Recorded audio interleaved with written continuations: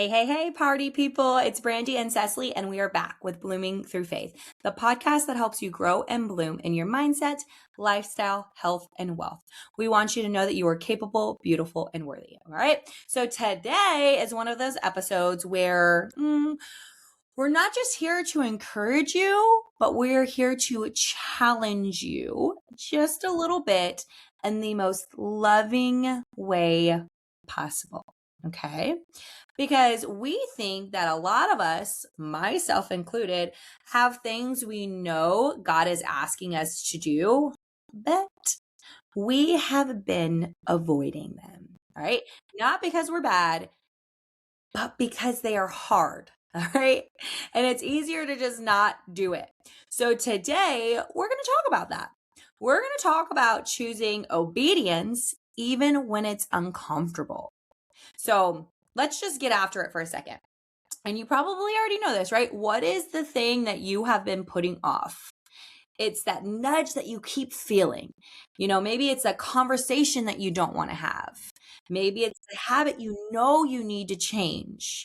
The step in obedience that you keep delaying, right? Maybe it's setting boundaries. Maybe it's waking up earlier to spend time with God. Maybe it's dealing with something in your marriage, being consistent with your health, forgiving someone, stepping into something God has called you to do. And instead, we distract, right? We scroll, we stay busy.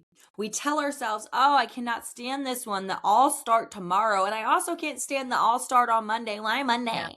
You're like Tuesday, you're like, oh, I messed up yesterday. I'll start next Monday. No, right? But listen, delayed obedience is still disobedience. That's good. All right.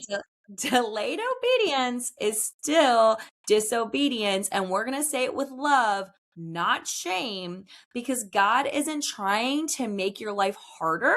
He's trying to make you free. Yeah.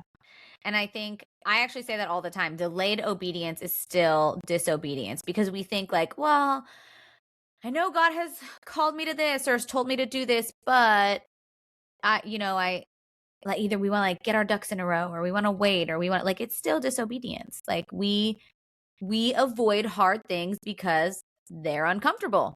They expose things in us, right? They require discipline. They stretch us. Sometimes it's just not fun. It's not fun to do the hard things that we have to do in order to get the growth we're looking for. Like it's not fun to wake up earlier than my entire family when I could sleep in my nice cozy bed. But I know that there's a result that I'm looking for, that there's a thing that I'm looking for at the end of that. And so sometimes hard things require for us to let go of control. We want growth, but we don't always want the process that comes with it, unfortunately. But we're going to tell you guys a real hard truth, and we are coming from a place of having walked through a lot of hard things to get to where we are today. We have had to let go of a lot of things. We have had to misstep a lot. We've had a lot of delayed obedience. We've gone through all of this before, and we've walked through this with ourselves and with people that we lead also. So we're not coming from a place of you guys do this, but we've never done this. Like we are living proof of doing the hard thing because everything meaningful in your life is on the other side of something hard. Everything.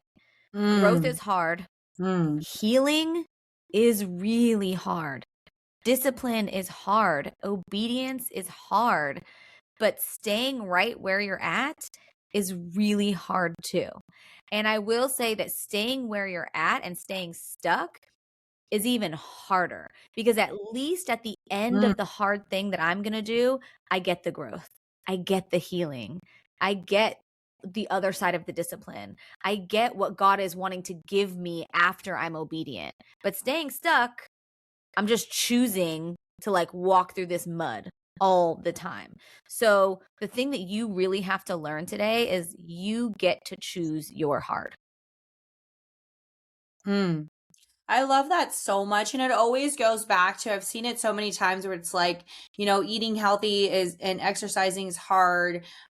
Taking medication, ending up in a hospital, that's hard. Like, choose your hard, right? Like, that's exactly what you're saying. Both hard. So Yeah. choose your hard. And we're asking you today to choose wisely. All right. Because God calls us to do hard things, right? So following God it was never meant to be easy. All right. Jesus never said, come follow me and everything will Life will feel be great. comfortable. Life is great as a follower of Christ. I can tell you that is lies. It's hard. I would actually almost Mhm. feel like it's harder, right? It is, because when you are following Christ, you're Mhm. trying to do the right thing. You're, overcoming these obstacles. You're getting judgmental. All of those things. I would even go as far as saying it's harder, right? And so, he says things like, deny yourself, take up your cross, follow me. That is not easy language, but it is purposeful. All right. It is purposeful because God is far more concerned with your transformation than your comfort. All right. The hard things, right?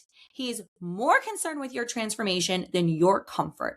The hard things that you're being called to do, they are shaping you. They're building endurance. They're building character. They're building faith. They are building dependence on Him. Okay. And the truth is, you, my friend, you do not grow in easy seasons. All right. You grow when you choose obedience in the hard seasons. I love that. And I think about it, everything you just said, I think about it this way. If I were to get to the end of my life and God were to show me two cards, and one is where I end up at the end of my life, following the current path. And one is where I end up had I been obedient to the hard things that He brought to me, instead of saying like, ooh, I don't know if I can do that. Oh, I don't know if that's for me. And I got to see my life at the end of that. Like, would I regret not doing the hard things? If I could see the life that the Lord has for me on the other side of all these hard things, would I look back and go, God, why didn't you push me harder? Why didn't, like, look at the life that I could have had? Why didn't you? And because God would just look at me and go, I did. I gave you the choice. You didn't choose it. Right? Like, what if everything that you're looking for that's beautiful and wonderful and amazing on the other side of that hard decision is just waiting for you, and you're sitting here because you want to be comfortable, because you don't want to take a risk, because you don't want to wake up earlier, because you don't want to risk rejection, because you don't want to risk like people laughing at you or judging you for your decision. You don't want to risk failing. Like, all these things absolutely could happen. And you could also get something really beautiful on the other side of it. So let's just get really practical for a second. I don't want it to be just like oh, those were some good thoughts. Good thoughts, Brandi and Cesley. Like, I actually want you to like shift something for yourself today. So I want you to, maybe it's right now, maybe you go back and you listen to this later and you write this down, but I want you to write down, what is one hard thing that I have been avoiding? I do not want you to write down 10 or 5 or 3 or even 2. I want you to write down one hard thing, because we have to take an active step, right? We can't ideally write down everything we've been avoiding and think that we're going to fix it all tomorrow. What is one hard thing that we have been avoiding? And then I want you to ask yourself and write it down. What would it look like to take one step today? Not perfect. I'm not asking for your 10-year plan. I'm just asking for the next step. Like, so maybe that looks like sending that text, setting your alarm, laying out your clothes to go work out in the morning, having a hard conversation, making a plan, saying no to something that you've overcommitted to, showing up when you don't feel like it. Maybe it is saying yes to something that you haven't said yes to, that you know God is calling you to. Like, I think we're all waiting for this special secret motivation. I hear all the time, and I'm sure, Brandi, I know that because you're a high capacity human being also, I'm sure that all the time you hear, I don't know how you do it all. I don't know how you do all that. How do you possibly? I mean, I see you doing this, this, and that, and you do so much. It's not motivation. It is obedience. It is the hard daily. Yep. I mean, I talk to Brandi daily, and every time I talk to her, she is looking at her schedule. She's working her business. She is talking to God. She is doing things with her kids. She is taking the hard steps every single day for her life to look like what she wants it to look like. So I think that wherever you're at in your life, in your walk, in your steps, you don't need motivation. You need obedience.